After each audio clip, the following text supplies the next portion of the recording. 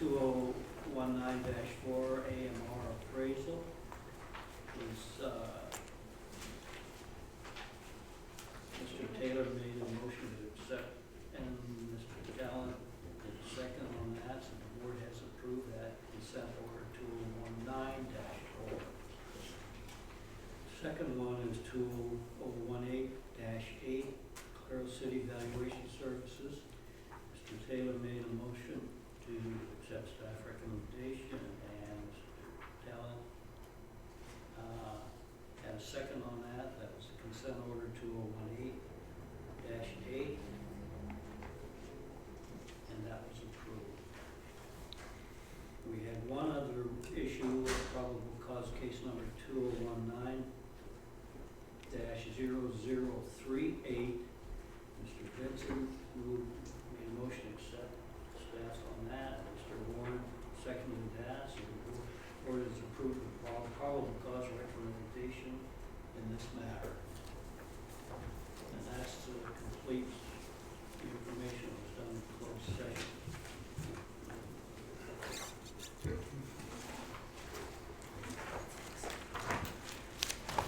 So I believe it was going to this time to Exhibit 5, pending hearing reports. Is that correct? That's correct. You see we have one appraisal hearing report. You resolved several AMC cases. So that's, we expect this to be heard either at the next, one of the next two meetings I would expect. I'll move through unless anybody has questions on disciplinary actions year to date. You can see through August we've had 48 cases.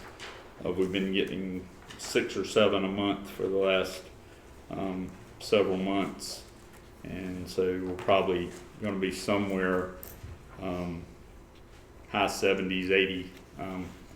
We've talked to some of the smaller states that are in single digits, so it's a very not a lot of complaints nationwide at this time.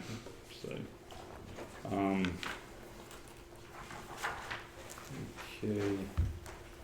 And item 7 is your list of candidates that have been registered certified. As you can see, the enforcement side may not be real active, but the issuing side is quite significant. We've had it's normal in July that we have a lot that have backlogged that didn't want to get issued May and June and have to renew, so we get a lot in July typically, but this also carried well in August, and we based on information I'm getting, just inquiries, I would say we're probably going to look at another little spike once the new criteria go into effect next week. So I would think that there's people that have been kind of shut out of the process that now would be interested in becoming licensed, so that there is a path now for them to get certified, so that we may start seeing the license level, as you know, has gradually dwindled when it was retired in 2008, and even though we brought it back in 2015, the criteria were such that nobody really thought it was a viable option. But there's also efforts in Congress right now to let licensed appraisers do FHA work again, and certainly if that passes, then that would be a lot of people might be interested in that possibility. So we could see a spike in that that type, and plus, you know, licensed people that have been licensed for 5 years could go ahead and apply to sit for the exam. So I'm curious about the out-of-state registrations. In your opinion, is this a spike? It seems to be, I don't know, 20-some here, 22 or 23? Yeah, I mean, we have, you know, they typically come in, again, just July is a heavy month because of they're kind of held back for 3 months. I mean, they don't, in May and June, if they join Yes. in May and June, then they have to pay a renewal fee in July, so they don't really want to do that. So So that, but then, you know, we still have a fairly significant amount of equivalents. You know, we get a lot of generals that way. I mean, that's the way they come in by, some of them are moving here and some of them, I mean, there's several that have 20-some licenses that are around the country, so. They wouldn't normally do that just to do one. Normally not, but if you think about it, at $150 for a temporary practice permit, you don't have to do too many, and you justify your Well, certification. General would probably make that first Right. deal. Okay. Right. So I mean, it's you know, and some of them will just do it as a pass through to the client. So. Exhibit 8. Okay. As you see, we've had 4 AMCs register since July 1, and that, as I indicated, and during the finance report, we had estimated we'd probably get 2 for the year, and we've already gotten 4. So, we can't guess when the growth's going to stop on that. So, we still tend to level out about the same spot every year. We have a few go away and a few come back, but we haven't seen a large drop off. As far as Exhibit 9, exam performance, and looking over the 2-month period, had 7 first-time takers of the 2 certified exams, and 6 out of 7 passed. So that's pretty good from the standpoint. And moving to item 10, you have a as you know, the planning committee worked on a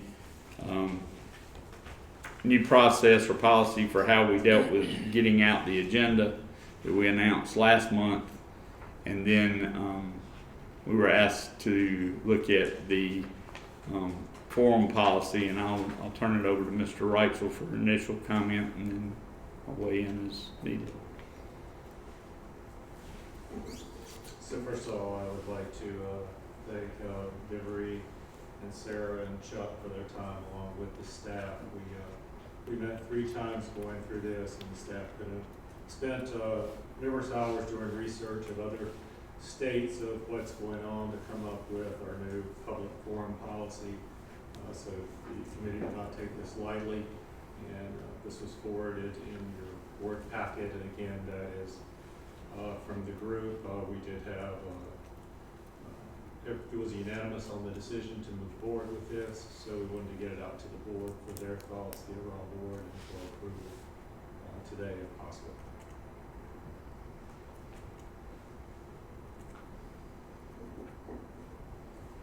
I have one. I think it's great. I just want to know maybe if instead of saying the Thursday before, maybe you're saying 3 business days before, just in case the meetings are ever moved from a Tuesday to a different day of the week. I mean, we could certainly, if everybody thinks, I think I cannot foresee them being on a Monday, and so any other day they would get longer. So We had one that I can recall on a Wednesday. yeah, we move them. Sometimes when the subcommittee's here, we might move it later in the week because of their. So by keeping it Thursday, that just gives them longer. Yeah, we just get longer. That's fine. And then I think if I didn't think of if the board were to ever decide we're going to shift the meeting date, period, then we can maybe consider, do we want to just amend it accordingly.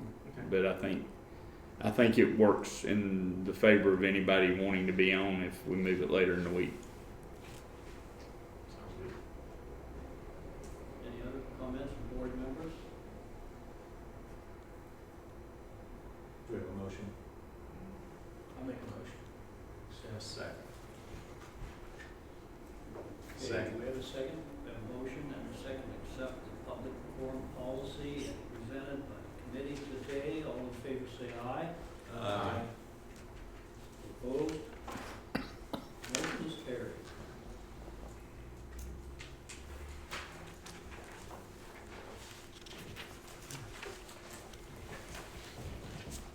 Okay, just as a point of introduction, and then I'll hand it over to the other side of the table. You have in front of you an article on hybrid appraisals that had been drafted by Mr. Lewis. Did a lot of the legwork, but it was in consult with the hybrid committee, and was to, as we discussed last meeting, was to be brought forth to the board, and if they were okay with it, it would be included in the newsletter. Once it went to the board, there was some comment received that somebody was not comfortable with it, and that was fine, and suggested it be brought to the board for their review, discussion at a meeting, and I'm totally in agreement with that. That is fine, but that is why it was not put in the newsletter that went out the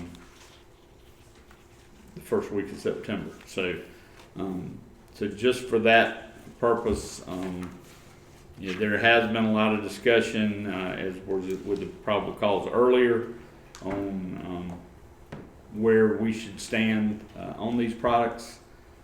I will just tell you, as from my perspective of attending a lot of meetings, this is a very fluid thing right now, and it will continue to change. As we found out at our stakeholders meeting back in the spring, Fannie and Freddie are getting probably ready to expand their use of this type of product by a great amount. I did hear yesterday that the concerns, this was from their chief appraisers on both sides, that this idea of they're going to have Uber or Lyft drivers doing this is not true. That they prohibit such now. Can somebody be a broker and a Lyft driver? And that might be true, but that's not. They're not just basically saying not putting out just a classified ad for somebody just to do these. So they are not looking at it that way. That said, do understand there can be other uses for these in the lending place. So just because Fannie and Freddie may not go there, somebody else might. So I mean, we understand that. So, but I will turn it over to the members of the committee, Mr. Warren, Mr. Taylor, and Chairman McGill, if there are any remarks they want to have to start the conversation, and staff will try to answer any questions we can. Mr. Ward, you have the floor. Okay. I'd just like to start by saying that I was on the subcommittee. I did approve this article. I have always had a little bit of grief with just a little contentiousness with one part of our statute. And so I want to get into a little bit about just how I've ended up wrapping my own head around it.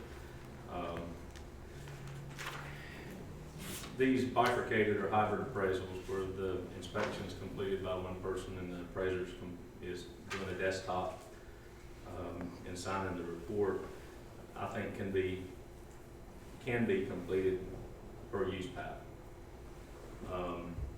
Where I have an issue is with our state statute talking about disciplinary action by the board. It's 93E1-12, and it's item 5. And it says failed as a licensed or certified real estate appraiser to actively and personally supervise any person not licensed or certified under this chapter who assists the licensed or certified real estate appraiser in performing the real estate appraisals. As far as USPAP goes, USPAP talks about assistance and really talks about significant appraisal assistance, and that can only be completed by another appraiser. And if other pieces of data is being provided to the appraiser by a non-appraiser, then it's really totally up to the appraiser signing the report to deem that information is reliable. Our industry, in several aspects, so use PAP and significant appraisal assistance is pretty clear. So if a house has been inspected by an appraiser, then there's several places in use PAP, if I can get my notes right, that talks about that, one being advisory opinion 31. Examples of significant appraisal assistance include, but are not limited to, identification, research, and selection of comparable properties and data and inspection of the subject property. That's one of them. And in frequently asked question, FAQ 257 actually talks about applying judgment or performing analysis in assignment would likely be considered significant appraisal assistance, and 255, which my marker fell out of my book, so I've got to go back and find that one. Here it is. Basically, it talks about that inspection of the subject property and comparables.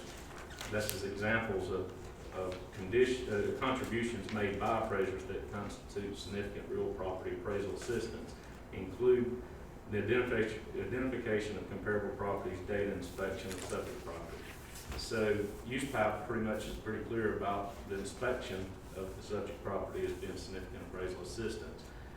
I kind of think of that as if maybe measuring the property is not, maybe taking pictures of the property or not, but when you start applying opinions and analysis of the property and materials, condition, quality, market attributes, that probably crosses that line to significant appraisal assistance.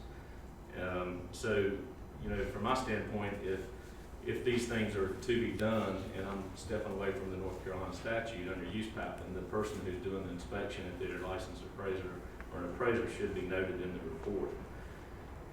Back to the statute and talking about just pure assistance, the industry's has kind of noted that just by practice has noted as the inspection as being assistance, and that's proven by the lender's reluctance to a trainee doing the inspection.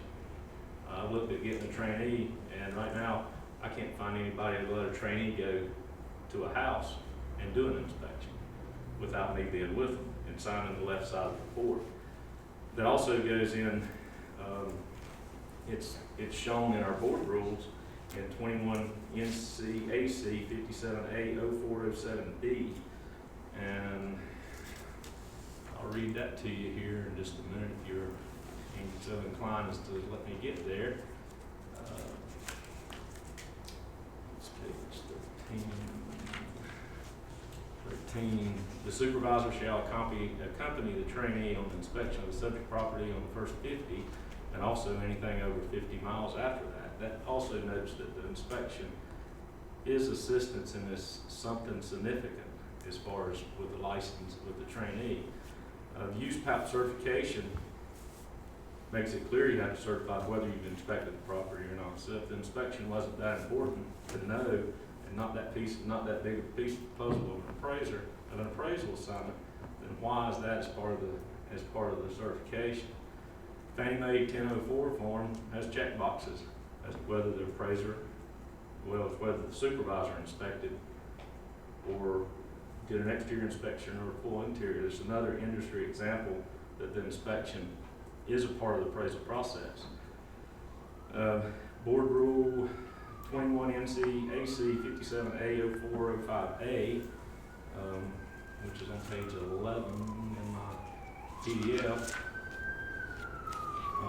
it states that each such appraisal report shall also indicate whether or not licensed or certified appraiser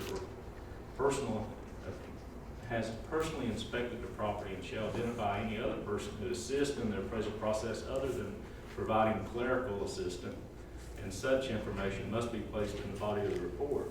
It's more examples of assistance and professional appraisal assistance.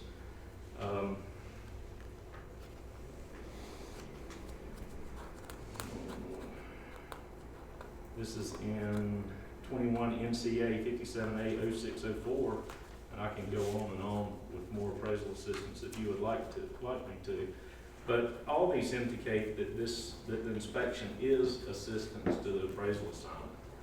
So,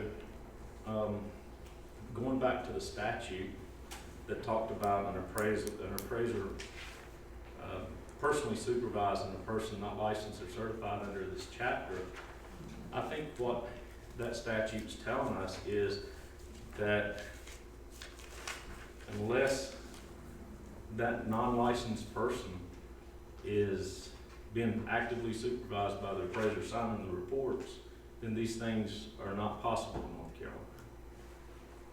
If the person that's doing the inspection is a certified appraiser or licensed, or just licensed as an appraiser in this, then that doesn't apply, so it can be done under use patent. So, and this inspection this is a property inspection that's being done for the sole purpose of deriving a value in an appraisal assignment. It's not a tax value which I've stated earlier is more designed to determine what that property's proportion of county or city taxes is for. This is an inspection that's been given to an appraiser with analysis on it, and I'm going to separate inspection from just picture taking. Picture taking and measuring something different. But if the information that's provided to the appraiser has analysis on it as to the condition and the quality of the property, then I think that person under the statute has to be supervised by the appraiser, and also has to be an appraiser named in the report. That's just the way I wrap my head around it. Have I said way too much? No? Would you repeat that? I think this might be recorded. Someone else? Dwight, will you yield the floor to Dwight at this point? I want to say one thing, Tom, that fantastic article as far as use patent goes. I think it's just a state statute issue for me and nothing more. Thank you. I'll yield the floor now to Dwight. Thank you, Mr. Warren, and I have withheld my comments and questions about this up until today. But, and I appreciate the input from the committee and Tom, you also, all right. There's, my first part of this was we have been not only challenged in the last few months by complaints kind of around these particular assignment types. And if I remember correctly, we've even been asked by one of the professional organizations to give a read on this. Can we or can we not do them? In the spring's Aero conference, I was pretty much taken back by one of the organizations saying, we've been doing these for years.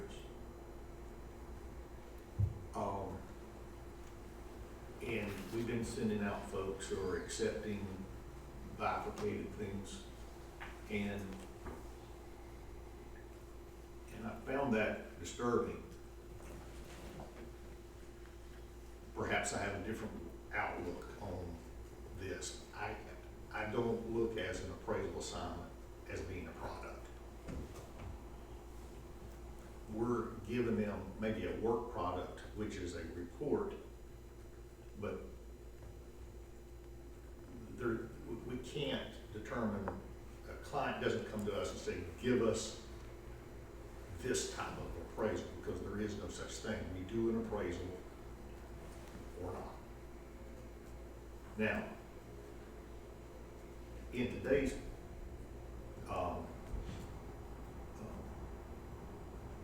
curious part of this in the probable cause sections. We had at least 2 that were specific to hybrids or desktops. There may have been some cases before that dealt with the desktops, but even in those situations, my business, I have discouraged my appraisers in the area, as I have done myself. I just will not do a desktop. I won't do a hybrid. Number one, I think there is not enough information, and any attempt to do so will not give credible results. That's my opinion. I have chosen to do that, and talking with my friends, I would highly suggest the same. But we have seen in the last, at least in the last 2 meetings, that the public now is just getting a taste of what this is doing or not doing for them. Being so new in the game, and as pilot testing for Fannie Mae, what's it going to be if we flood the United States with these type of assignments? And it's just going to get worse. Earlier, I was talking with about what input did another appraiser have into the assignment. And the investigator rightfully said, well, he didn't consider himself as an appraiser. But there was an indication that that person, whether by checklist or whatever, was saying, this is the condition of this property. This is the condition of the neighborhood. And may have given some indications, I have not seen them before, but what is the quality? In this state, under the current statute, those determinations are not just raw data. It requires the license of appraisal.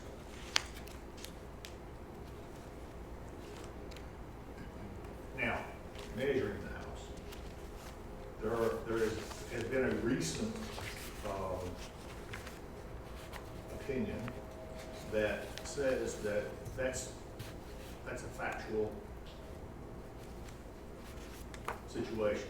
It requires no expertise.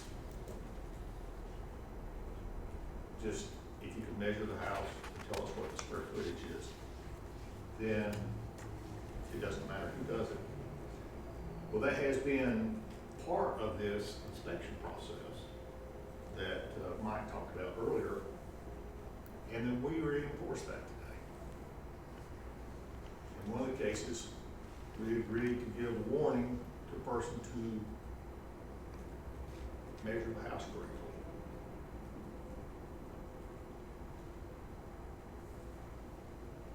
So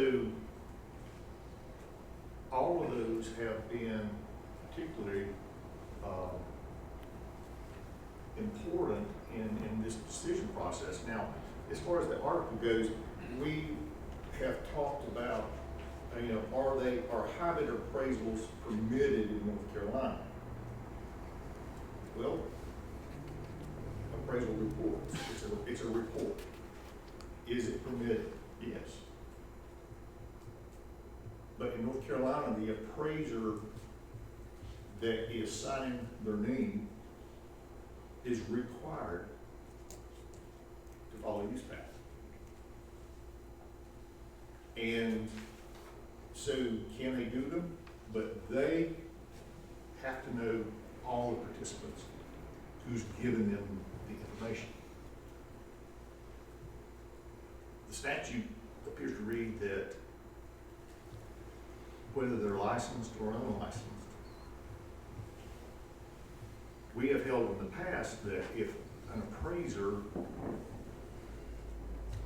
does certain things about determining condition, quality, then they have indeed, if they have reported that, they have done an appraisal. And that's where I was going earlier in the conversation, right? We've got an appraiser out here, so if they've done this, then somewhere in the process, the signing attorney has to know what they have done and who did it. And it is my opinion, if an appraiser does it, under the current statute and the current use pact requirements, they are required to sign certification. Now, we're splitting hairs. We're in this position, and it's been said that, you know, we've got to change, but unfortunately, personally, I like the statute, but to make this happen the way other market participants are trying to force the issue, it requires that we either turn our head on current state statute, or we have to turn our head with the mandatory requirement of use pact. So part of the article, and I agree with what is significant, but when we do that, we're telling every appraiser in the state of North Carolina, this is what we're going to consider significant from this point forward. And it did note condition, because it says that an appraiser must have a license to determine all of the items of appreciation, and that's the condition. You have to know how to do the appreciation before you can note the condition. But what it failed to also include was it takes an appraiser to note the quality of the improvements. That is not a factor, because it can vary, and it takes an inspection of someone qualified to make that determination. So, is it permitted? Yes, but the current statute requires that the appraiser that's signing this report supervise and obtain all of his information under the use pact scenario, and this hybrids that we've been seeing moving around do not necessarily meet the statute of the state of North Carolina, unless the appraiser can sign off that he himself supervised, sought the input, and named the individuals who contributed to his appraisal report. Thank you, sir. What is it, Mr. Rogers, that you want of this board at this time? Well, I mean, there's several things we can look at. I mean, we need to, if you want to come out with an opinion as to giving appraisers some guidance, then we need to draft it in that light. If you want to put it out as an article, then we need to make whatever changes, whether you want. I would suggest you give instructions to the committee for a rewrite. Not because I don't think you can write an article with 7 people sitting around the board table. But I mean, if we had guidance as to what is not acceptable, then we could effort another rewrite. But I mean, the discussion is certainly it in a nutshell. I would just point out, I think where staff is having the hardest time is there is no definition of assist. and there is no definition of a performance of an appraisal. So I think we have a hard time to enforce something against appraisers until that's put out clearly. That's why the ones that have been brought to you when we're saying we don't think we can go after these people now. Now, does that mean that can change if the interpretation is made clear? Certainly. But I don't think anybody's been under that interpretation. Going to whether or not assessing condition and quality is something that only an appraiser can do. I'm not going to ask what you individually do, but I will tell you there are a lot of people that accept a broker's quality and condition for their comparables. So they're taking that from somebody else and they're not supervising doing it. So that can be translated into the performance of an appraisal. And I'm not saying that to be argumentative. I'm saying because there can be other situations where the appraiser is not going to have the ability to supervise. I do concur with Mr. Warren on his opinion of a lot of times these are being done on the front end of a appraisal, knowing that it's going to an appraisal to be finished. But that's not always the case. Sometimes there are BPOs that may be done just to stop at that point, and then later an appraisal's ordered is forwarded to the appraisal to do a desktop. I think where one place, and just this personal opinion of where the standards board may be struggling on this a little bit, is the significance of an inspection. I think, like Mr. Warren pointed to several examples of where it is noted that an appraisal's performance of the inspection needs to be noted, who assisted needs to be noted, all that, and I certainly agree with all that. However, if you look at USPAP in the totality, an inspection is not required at all. You can do an appraisal without an inspection. So therefore, the significance of an inspection may be a whole lot less than we've been putting on it all these years. So, I understand. I don't disagree with the opinions of both of you. I think that's the problem, that we do have to make that clear. I believe that we haven't, as Ms. Panico has pointed out, one interpretation is the appraiser was not involved at this point. He couldn't have supervised. So therefore, that could be one interpretation of this. I mean, we certainly see it that way. That's not saying that's the only way to see it. That's just saying that's one interpretation of it. So I don't, as far as what type of guidance you want to put out, I think before you prosecute anybody for violation, there has to be more clarity, and that would be the staff's ask. Mr. Chair, can I make a comment? Good as well. Don, I agree with you, and USPAP does not require an inspection. USPAP does require an inspection when the scope of work is required to be expanded to produce a credible result. And with the Fannie Mae model, I think what they're doing now, the last I've been reading about it, is they're going to order the inspection, plug it in their computer. If they got enough information, it goes. If it doesn't, they're going to order one of these. That's an expansion of scope that they're making the decision, and that becomes analysis and a report that comes to the appraiser for his determination of value, and that becomes very muddy because it does happen before. It's still happening for the same purpose. So, I think what I like to do, and I know how many hours Tom's got in this, and it's under 2. I would like to see the subcommittee, or at least the article, go back and the frequently asked question number 2, where it just point blank says yes. I think that we need to address some of that, because I think sometimes there's some conditions to that yes. I think that if the inspection was performed by a certified appraiser, they have to be named in the report.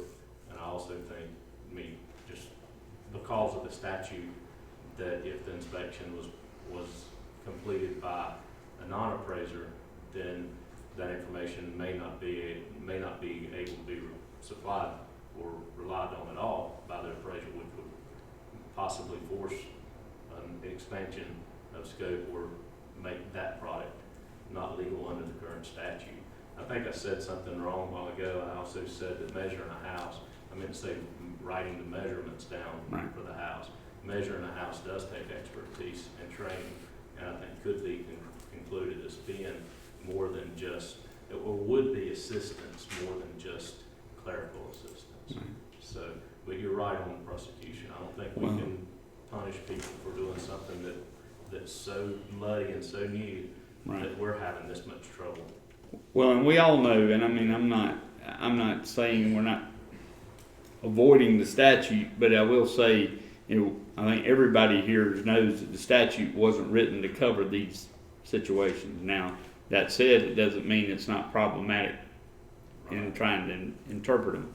But I mean, it is, you know, it was, at the time, it is original to the Appraisers Act. I think Sandra found that out. Yes. So I mean, before there were trainees, and trainees, people who were getting licensed and certified still had to gain experience. So that was largely, I think, you know, the genesis of where it came from. But you know, that said, it does. We've seen leftover language in our rules. We've seen leftover language in a lot of places that have a problem until it's corrected. So, you know, and I do. Whether or not we should, I'm not in favor of the board trying to go after a solution to the statute. I think that's for the trade organizations. I To think it's see our, you know, our and if they, responsibility to enforce the statute. right, well, I mean, then The to, participants go after the solution. and I do think in order to do that, you need a rule to say what you're interpreting it to mean. So that would be another place of guidance, would be what type of rule would you want to see, and therefore it gets exposed, you get the comments, and it goes through the process. I don't think just, because I think, I don't totally disagree with the opinion of some of the things that we say is kind of third-party information is not prepared for an appraisal, and some is, but there are clearly things that appraisers take along these same lines that could be considered third-party contribution that they didn't have any supervision of. Is it possible that we can have the subcommittee work on the new draft and have the draft in place like a guidance and then do the rule to enforce the guidance? Well, we are planning to put rules forward in November regarding the criteria change to match up with the new statute. Also, there's a possible rule out of the planning committee. So, yeah, we're planning to start rulemaking process in November, which would be kind of initial exposure. If the committee can draft a rule, we certainly could put it to the board in November just to see if everybody's at least willing to expose it. Now, it doesn't mean you'd adopt it in November. It just means you'd put it out for comment. So we can do it that way. I mean, if we can, you know, so that's probably, given the fact that, you know, I think at this point an article is probably just going to muddy the water more until you have a more definitive way of, okay, we're interpreting it, because if you interpret the rule and say this is, you know, for example, I know one example of a rule I've heard is that, you know, you can only do a desktop if the third party inspection was done by another licensee, or you supervise. If you make such a rule, then you're going to get comments from all interested parties. You're going to find out, you know, who objects, who's in favor. You're also going to find out if we have statutory authority. When rules review looks at it and says you can or can't, they look at this, and then you finally, if you pass a rule, then if it gets objected to by 10 people, then it's going downtown. So, I mean, that's it in a nutshell. Am I oversimplifying the process? No, but it's certainly worth a try. I think that's the answer. I think Well, yeah, Mr. Chairman, there can are I a ask, number, can I ask a question? before I forget, there are a number of little things like we say that factual data does not equate to significant visual systems. We have under there providing a sketch as a subject.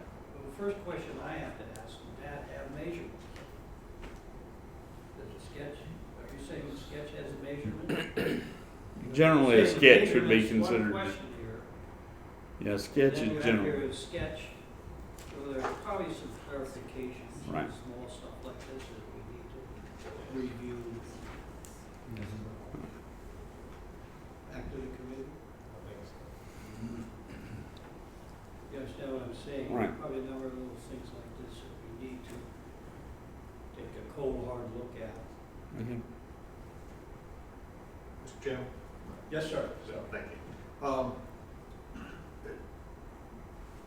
Don, you mentioned something a minute ago that kind of, I think, triggered what I was thinking about yesterday.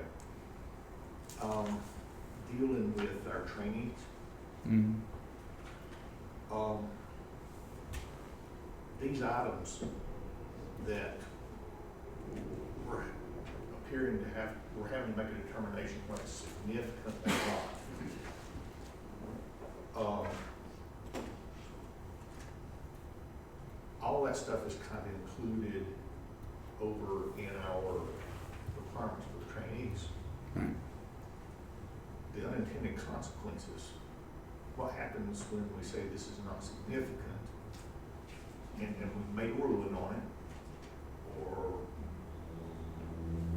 let's say the legislature tells us this is what you're going to do, right? It's going to put us in a situation too, where what are we going to require of our trainees in their process? Right. So, because we're making this assumption and direction over here that all of this stuff that we're talking about, allowing a non-licensee to do, is not significant now. And so that causes me a lot of grief. And so what do we do about that when it comes to our training program? Right. And I think that and that is one thing I've been thinking about a long time is that how do we get to, we have put a lot of significance on that as part of the trainee program. In other words, inspections, as going on the first 50, going, at a certain distance. And I think what is happening is the users of appraisal services are now diminishing that part of it. However, again, part of the discussion I've heard on the national level is I think that the GSEs and some of the others would like to find a way that trainees could get appraisal experience credit for doing this type of work. And so, but it doesn't dovetail with the model that the AQB has out right now. So they're trying to figure how do you piece it back together, because it's just in the simplest form. In order to get experience credit as a trainee, you basically had to be working on an appraisal or an appraisal review under the supervision of supervisor. So, those things are in place to make sure that in any state that has a trainee program. So that makes it a little more complex when, if the trainee goes out, let's say, let's just say they're going to have a little sideline business to do these inspections and contract with one of these inspection services, and they're not taking that work product back to their supervisor. They're just submitting it to a portal or wherever, and it goes out to, another appraiser for finishing. in the current model, they cannot get experience credit because they weren't involved in the appraisal process. They can't, they weren't involved in the performance of the appraisal process. So that is, I do think those kind of things will be a little up in the air at some point. And, where, not just for us, but for appraiser qualifications nationwide. The next question related to that, we kind of talked about where they're coming from to the appraiser. It appears that under this model, this approach, that an appraiser is not given an opportunity to do the full assignment themselves. When I say the assignment, it becomes bifurcated. It's a Right. two-part process.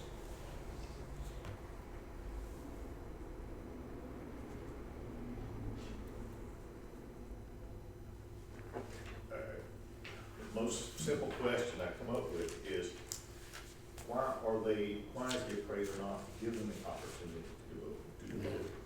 And if they're not given the opportunity to do both, then we have some restraint issues here. Or potentially. Right.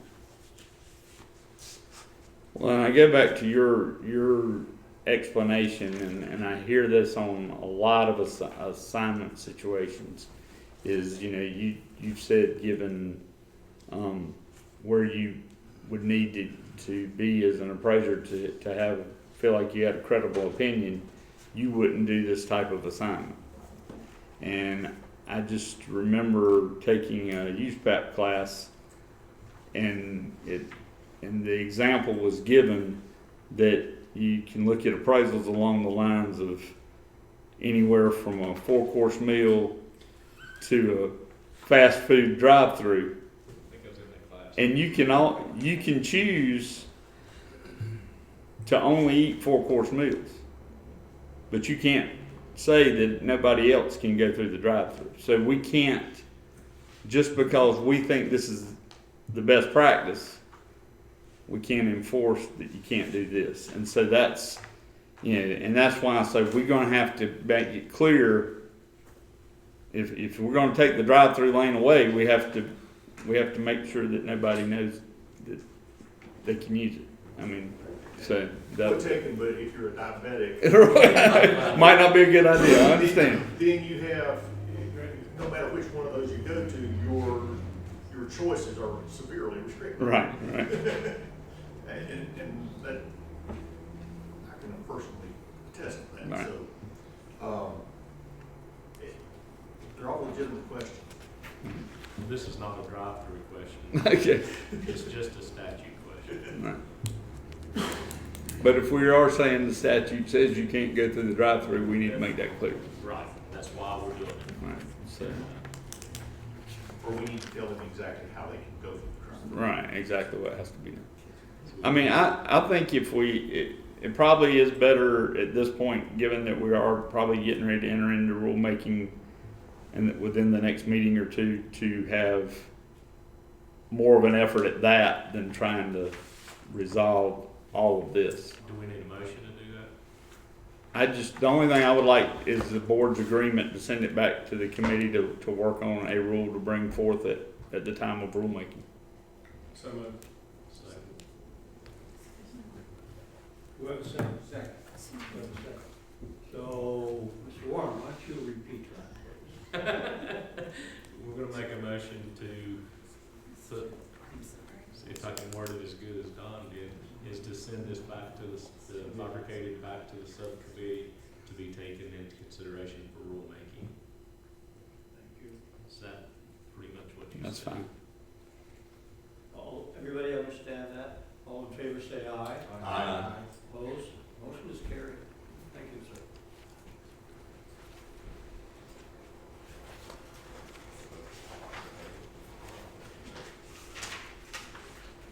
Hey, a review. Okay, you have, Operations report. And just look what's the first thing from the foundation. Appraisal Standards Board considering creating standards for evaluations. So for those of you that do plan to go to Arrow, I'm aware that they will be holding a public hearing at the ASB meeting the morning, that Friday morning that Arrow begins on evaluations. They plan to have 3 panels. One will include lenders, bankers, AMCs, one will include state regulators, and one will include appraisal trade organizations, or the appraisal interest organizations. So, and it'd be very interesting to see. They're trying to get feedback whether there actually needs to be standards on evaluations.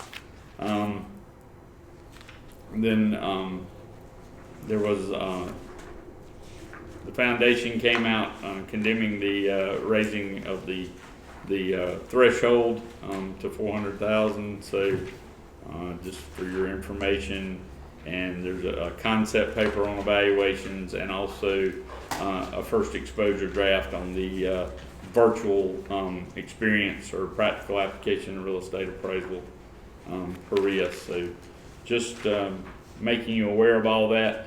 You can go on the foundation website and just appraisalfoundation.org and go to the any exposures they have and read the whole thing at any time. Lastly, for as far as exhibits, we did receive the statistics from NCAB on the live stream for July. They had 210 viewers on YouTube and 350 total viewers on Facebook. And between the two, roughly 4,000 hours of total viewing time. So just again for your information of how many people are actually tuning in to watch this. Matt, one question regarding the standard boards and creating standards for evaluation. Yes, sir. Normally, based on your experience, what are we looking at? A year? Yeah, I mean, See a concept paper at least? well, I mean, they're just putting out the new use PAP for 2020, 2021. So the earliest thing you would see is 2022, 23. So 2 years from about now before you'd actually have a published document. Now you might get some advisory or guidance, but you won't have a new, if they do go the route of setting a standards rule, it would not, the earliest would be for that next publication. So when might they have a concept paper or do a public hearing? Well, they're doing, We could get some information. they're doing the public hearing at Arrow, so in 2 weeks or 3 weeks. So then it would be, after that would be probably either concept paper to get comment, or if they think they have enough, an exposure draft. Okay, let me rephrase the question. Might we have some information back to our committee based on what they have to say in the public hearing? Well, evaluations in our state are considered appraisals, so I don't think there's a gray area as far as we're concerned right now. So the bifurcated is a little different because they're still using appraisers as the process, and so it's a different issue, but they're kind of somewhat tied together because they're alternate valuation product, or well, one's not an alternate product, it's an alternate way of doing it, and one's an alternate product. So. All right,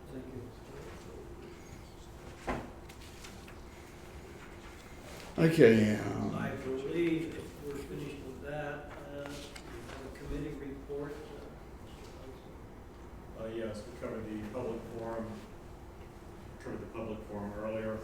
The other items, again, from the September 9th and September 23rd meeting, we have discussed the complaint, proposed handling of complaints, again, looking at possibility of allegation versus complaint. and that is back to the staff now to gather information for possible rulemaking for November meeting to the board.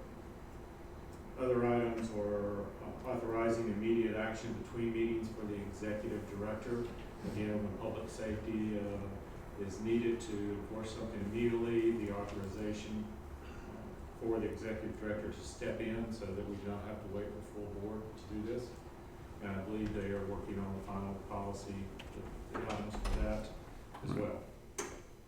We also are at the point, we have looked at the interim review of training logs as providing that as an education service to the trainees. But that is going to be a topic at Arrow, so we decided to table that one until after Arrow, and then we can gather more information at that time. Again, that one really boils down to when is it really bad enough that it's a complaint, as opposed to we're just educating trainees. And we also yesterday spent a considerable amount of time looking at the operations manual. Again, some things in there that need to be changed involving staff and other just issues as far as ex parte communication between board members. So that information again will be ready for the November meeting. That's all, Mr. Chair. Thank you.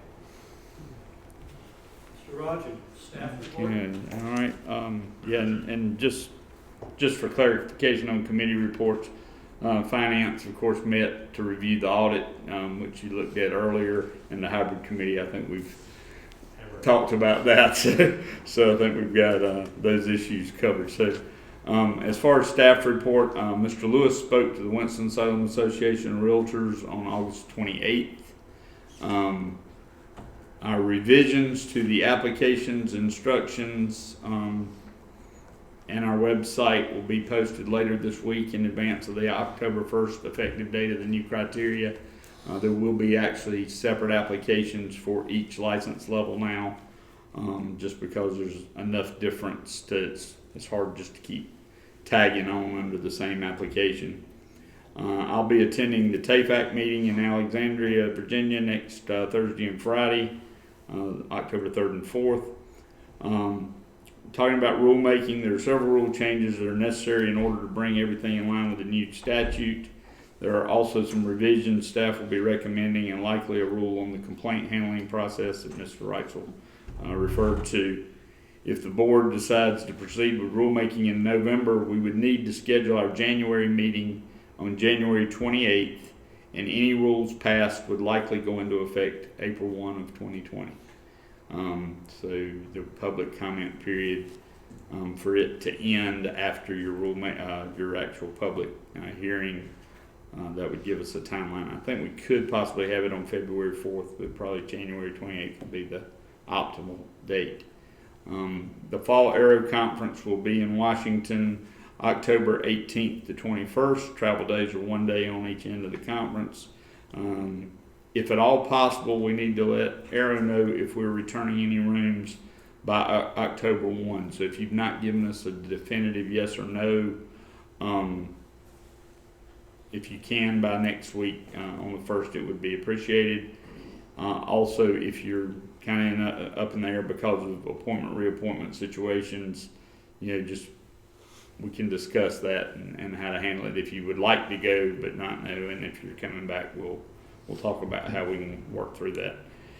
The Appraisal Standards Board will meet in connection with Arrow on October 18th. As I said, there will be a hearing on evaluations. And we will plan to have the board member training we were going to have today, the afternoon of the November meeting. This was delayed since no announcement has been made regarding new appointments or reappointments. This training is designed to meet the requirements that all board members have to have every 2 years and new members within 6 months of appointment. There will also be training on new legislation on how the board deals with applications concerning character. So just knowing what we already were thinking of having for November in terms of a hearing, and there might be another one based on decision today. We may have to consider doing the training on the Monday afternoon before, if it was going to take too long during the day. So we'll get in touch with you as soon as possible if we look at that. And that's all I have. Thank you. Board members, do we have a motion to adjourn? Second. Motion and a second to adjourn. All in favor, say aye. Aye. Motion is carried.